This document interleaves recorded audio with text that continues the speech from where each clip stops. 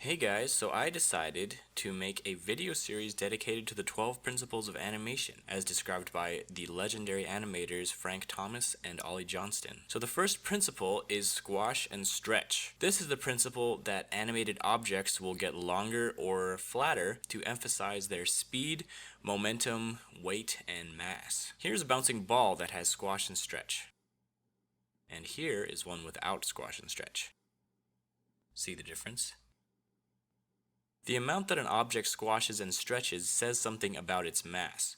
The more squash and stretch, the softer the object. The less squash and stretch, the stiffer the object. This first one looks like a water balloon, and the second one probably would be a bowling ball. Squash and stretch applies to characters too. Look at how this figure is stretching from the speed that he's coming down with, and then he squashes after he lands before settling in his pose. You can also use squash and stretch to exaggerate facial expressions. Let's add some squash and stretch to this face. When his eyes are closed, his face is squashed, and when he opens his eyes in disbelief, his face stretches up and settles back to normal. It's very important to keep the volume of the object consistent. This is what a lot of people mess up with when they're first trying to do squash and stretch. They'll elongate the ball like this and flatten it like this. This is what you should not do. The overall volume of the ball must be the same.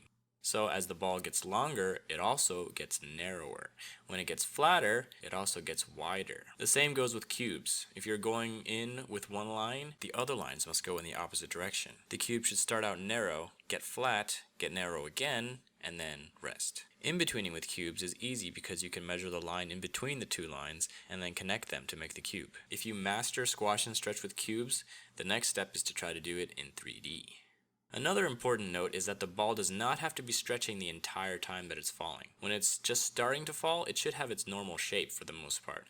And then when it's just about to hit the bottom, that's when it has the most stretch. So do not overdo squash and stretch in this sense. Alright, the second principle of animation is called anticipation. This is when a character prepares for an action to give the audience a clue as to what is happening next, as well as to make the action appear more realistic. One example is when a character is about to jump. Before leaping into the air, he has to prepare for the action by crouching down to build energy. It's like a spring that coils up before releasing. Look at this character jumping without any anticipation.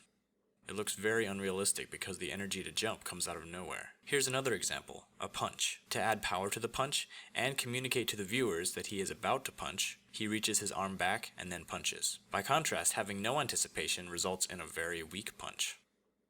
You'll see this in a lot of cartoons. Before running, a character will wind up before taking off. In the previous video about squash and stretch, this face actually uses anticipation as well. Instead of immediately stretching up, the face squashes first to anticipate the stretch and give it more power. Anticipation helps communicate actions to the audience by preparing them for the next action. This can happen in many ways. If a character is about to take something out of their pocket, they make their hand very visible and up in the air before going into the pocket. Otherwise, the audience might miss it and wonder how they got that object in the first place. The most important thing is that the viewer notices the hand and the pocket, so the character cannot be performing any competing actions. Let's say that something is about to happen on the right. A character may prepare for that action by pointing their eyes and head to look in that direction, leading the viewers to also look there. It's important to make it as easy as possible for the audience to understand what's going on without having to watch it twice. But this can also be used to trick the audience too, if you lead their eyes in one direction and then surprise them by having something happen on the other side of the screen. Taking anticipation a step further, you can actually have multiple levels of anticipation. Let's go back to our punch animation, where the character winds up before punching. This animation has one level of anticipation. Now look at this one. The character is actually winding up for his wind up by going forward, then winding up, and then before punching, he throws his other arm back to further anticipate the punch. This punch is very complex. It's actually similar to what a baseball pitcher does when he's getting ready to throw the ball. So the third principle of animation is called staging. Staging is the presentation of any idea so that it is completely and unmistakably clear. This is a very broad principle because it covers so many areas of animation. It can apply to acting, timing, camera angle and position, and setting. So when you're animating, you want to be in full control of where the audience is looking. You're essentially saying, look at this, now look at this, and now look at this. This control is achieved through staging. All of the elements of the scene work together to move the viewer's eyes around the screen. Here's an example of bad staging. The characters are competing for stage presence, so the viewer doesn't know which one to look at. The camera has a lot to do with this. It's important to know when to be close up and when to be far away. Far away is good for big actions, while close up is good for expressions. Don't have the main action be off to the side. It should be either in the center of the screen or in one of the thirds of the screen. If they're facing to the side, there should be more empty space in the direction that they're facing, unless someone's sneaking up behind them, in which case they would no longer be the main character of the shot. The main action of the scene should be very clear and simple. It can't be upstaged by other things that are going on. This takes attention away from the main point. It should also have proper timing. Let one action finish before the other person starts their action, instead of overlapping them. Sometimes you need to insert pauses if there's something on screen that needs to be processed by the viewer before moving on. Sometimes if there's any text on the screen, you should keep it on screen for as long as it takes to read it out loud 3 times. But it's not just about controlling the viewer's eyes, it's also about conveying ideas. If a character is sad, for example, you want to make sure that the viewer knows that and feels that. If someone's house is supposed to be very poor and decrepit, go over the top to make sure that they get it, and don't have any objects that detract from that purpose. Let's take this scene and give it the staging treatment. This fat guy is eating pizza. The idea that we want to convey is that he is a severe overeater. So let's set the stage more. Let's give him more pizza and put piles of pizza boxes behind him and stains on his shirt. Let's move the camera down below him to make him look bigger. And let's change his acting so that his weight actually gets in the way of his eating, so he can't even reach for the soda without falling over. Now let's make sure to time it right so he notices the soda and then reaches for it. Now the idea is very clear. Alright, so the fourth animation principle is called straight ahead and pose to pose. This term describes 2 methods used to animate drawings. The first method, straight ahead, is where you draw the first drawing, and then you draw the second drawing, and then the third drawing, and so on. It's basically animating as you go. The second method, pose to pose, is where you draw the beginning and end of each main pose and go back later to fill in the drawings in between. So there are benefits to both methods. Pose to pose is generally better for most actions because it gives you the most control. You have a good idea of what the action is going to look like very early in the process. So instead of worrying if the character is going to end up in the right place, you decide where they end up from the beginning and work backwards. Also, using straight ahead animation can lead to the character changing size or being on a different level from beginning to end.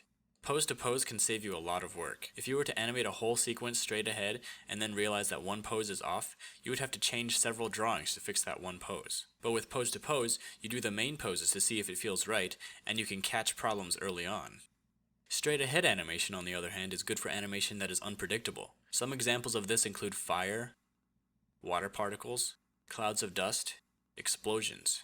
The reason why straight ahead works well is because there are laws of physics that work at a constant rate, and it's hard to predict how it will work pose to pose. So when animating fire, for example, you just go with the flow based on what you know about fire, and let the fire kind of create itself. If we were to look at the beginning and end, we wouldn't even know how to in between it. However, you can still use pose to pose to make the general shapes, and fill it in between to make it smoother. Another example of unpredictable animation is overlapping action, which will be covered in depth in the next video. Let's say that a character has floppy ears. You could draw the figure with his ears for each pose and just draw the in-betweens accordingly, but another method is to animate the figure using pose to pose without the ears, and then going through and adding the ears using straight ahead. This is good because you can focus on the figure's movements without the distraction of having to do his ears, and you can also focus on the physics of his ears without the distraction of his body's movement. This also applies to hair, tails, and other appendages. When you work pose to pose, there's some vocabulary that goes into it. There are main poses called keys, secondary poses called extremes, and further broken down poses called breakdowns. Make the keys first, perfect them, then decide the farthest the character will go in each direction using extremes, and then decide how you want the extremes to connect using breakdown poses. At this point, you can start in-betweening.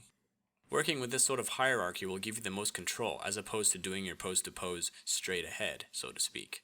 This is like pose to pose within pose to pose, because you are perfecting the poses at each level before moving down to the next level.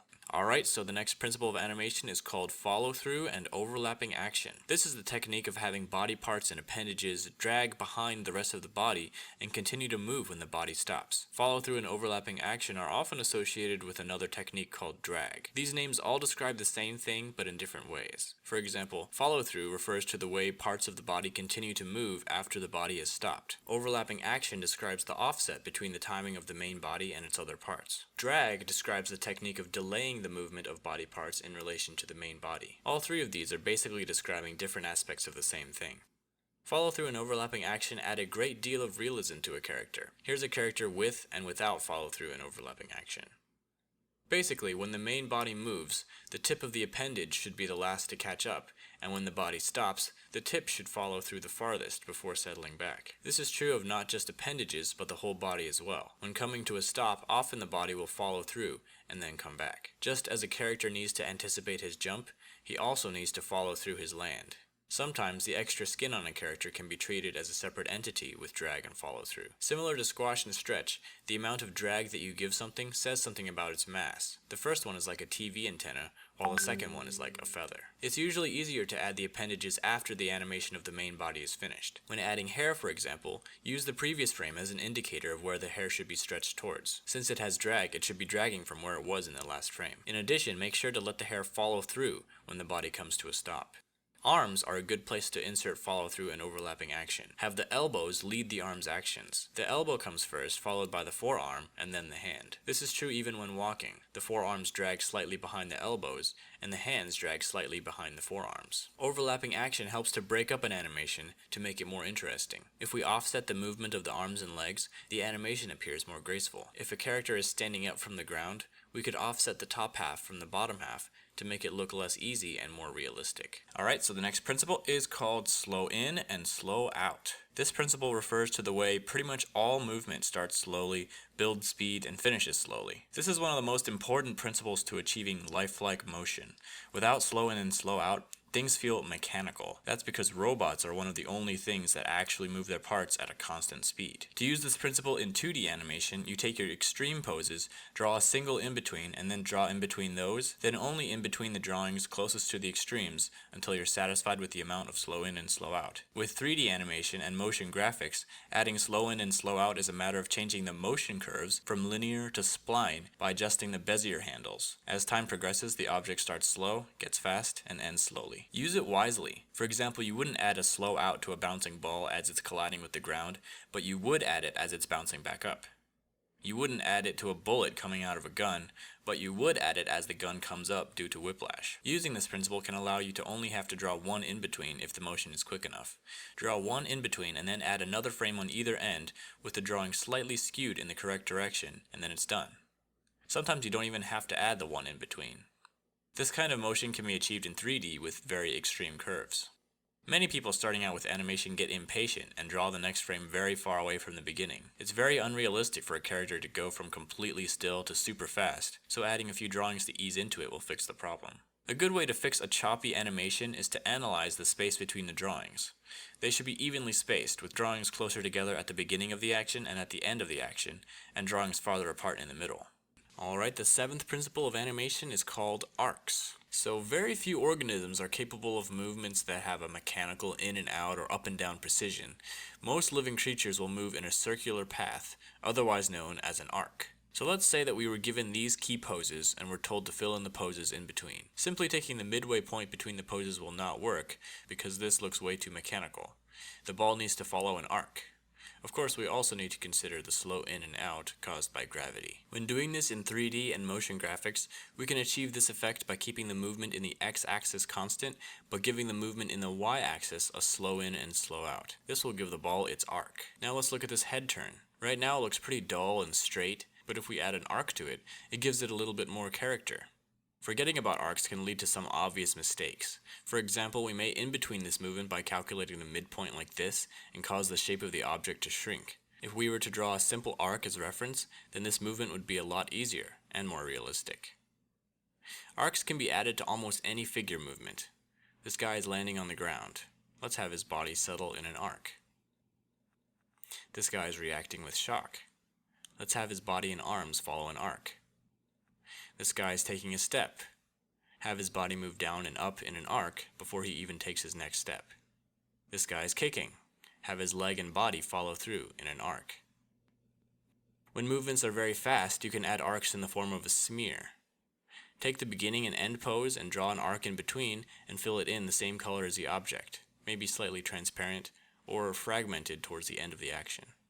Okay, the next principle is called secondary action. This principle is often associated with overlapping action, although according to Frank and Ollie, it means something very different. Secondary action describes gestures that support the main action to add more dimension to the character animation. For example, a character may be walking angrily. The primary action is the legs, and the secondary action is everything else. The arms swinging, the head bobbing, and the facial movements. Let's say a character is about to knock on a door. The secondary action of the other hand will communicate what kind of door knocking this is. If it's a fist, it makes him look angry. If it's dainty, it gives him a graceful, happy vibe. If it's tucked close while the head looks back and forth before knocking, it communicates that he doesn't want to be discovered. This guy is picking up a box. We can give him more personality by having him rub his hands together and twiddle them in the air while getting ready to pick it up. It's important not to let the secondary action dominate the primary action. If a figure has a sad expression that should be seen, and we are adding a secondary action of wiping away a tear, the hand shouldn't cover the face. On the other hand, don't let it go unnoticed. People might not even notice that there's a tear there unless you give it its own time. This is why the principle of staging is very important in secondary action. So let's take this simple bite animation and give it some secondary action. First, let's make him lick his lips to show that he's hungry. Next, let's make him close his eyes and have his eyebrows go up, showing that he likes it. Last, let's make him shake his head because he cannot believe how good it tastes. The primary action is the bite, but all the secondary actions add more dimension to the bite. So the next principle is called timing. This principle states that the personality and nature of an animation is greatly affected by the number of frames inserted between each main action. Basically, if you have many drawings that are very close together in between the two main poses, the action will be very slow.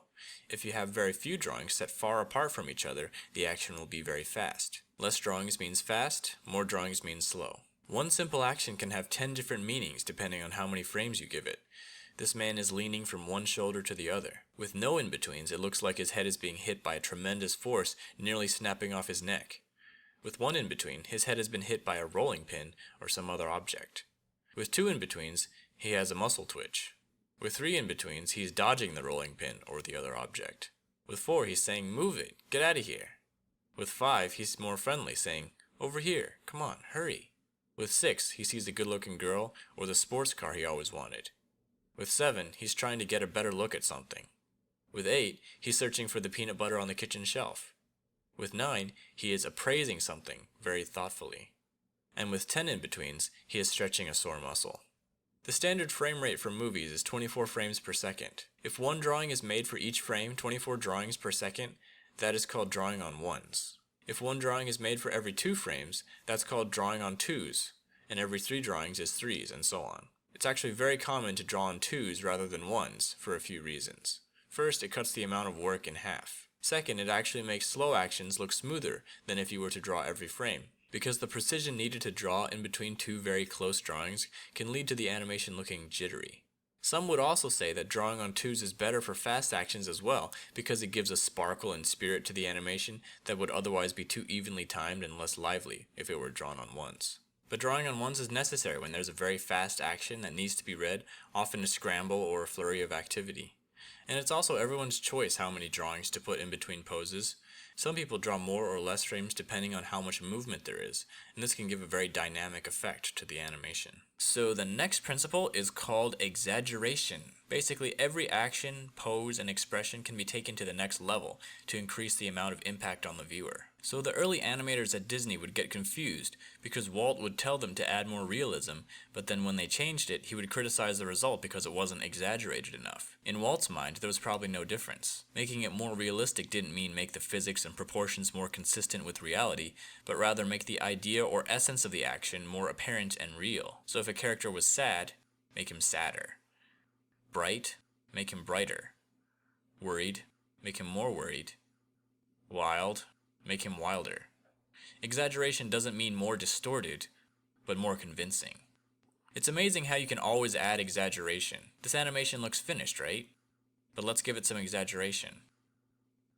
Now when we compare the two, the first one definitely looks less powerful, even though earlier we thought it was finished. When motions are quick, the exaggeration needs to be bigger in order to be noticed. This still frame looks way too extreme to be realistic, but when you play it in motion, it looks less extreme. That's because a lot of the frames that your eye perceives in a short time are less extreme frames, and only one of them is very extreme. So in order to boost its presence, you can either make it stay on screen longer, or make it more extreme. Since it's hard to tell how much room you have for exaggeration, a good rule to follow is to push the exaggeration level until it actually becomes too much. then wind it back until you're satisfied with it. This way you see the whole range beforehand instead of shooting in the dark. So the next principle is called solid drawing. This principle is about making sure that forms feel like they are in three-dimensional space with volume, weight, and balance. One thing that makes animating a lot easier is being able to draw a figure from all angles. This requires knowledge of three-dimensional drawing. For example, when drawing a line on a sphere, it must follow the contour of the sphere's surface. A straight line instantly makes the circle look flat. When drawing cubes, avoid making parallel lines. Lines should be bent towards the vanishing point, otherwise it will look like a flat symbol or a logo.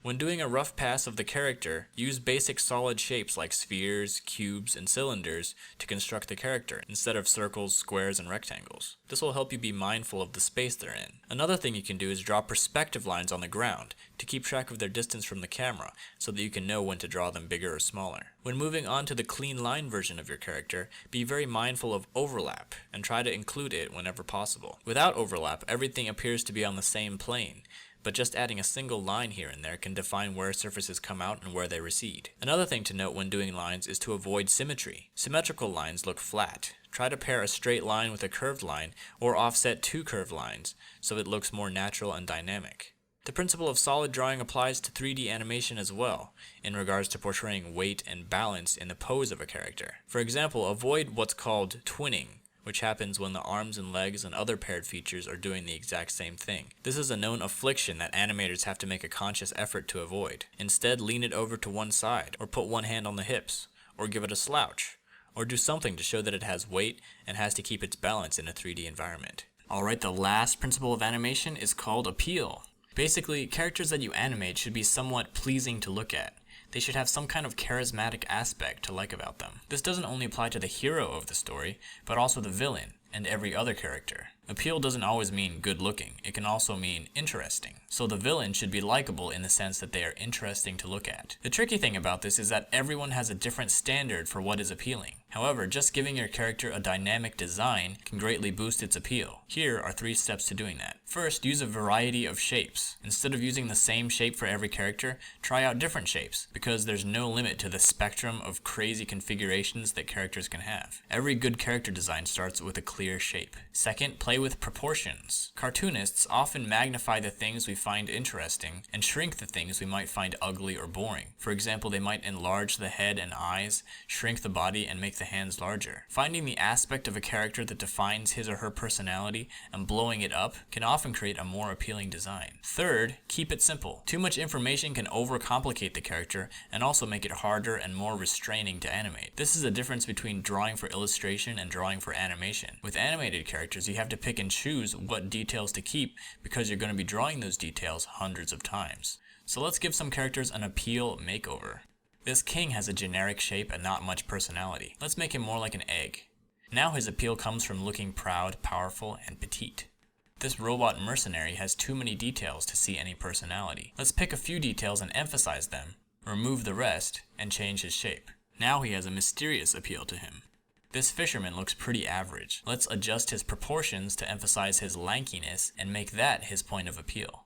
So that's all I've got for appeal, and that brings us to the end of our 12-part series. So I thank you for watching it. I had a lot of fun making it, and I actually learned a lot about animation too. I do plan to continue making these videos, and next I will be covering walk and run cycles. So thanks for watching, and I'll see you in the next video.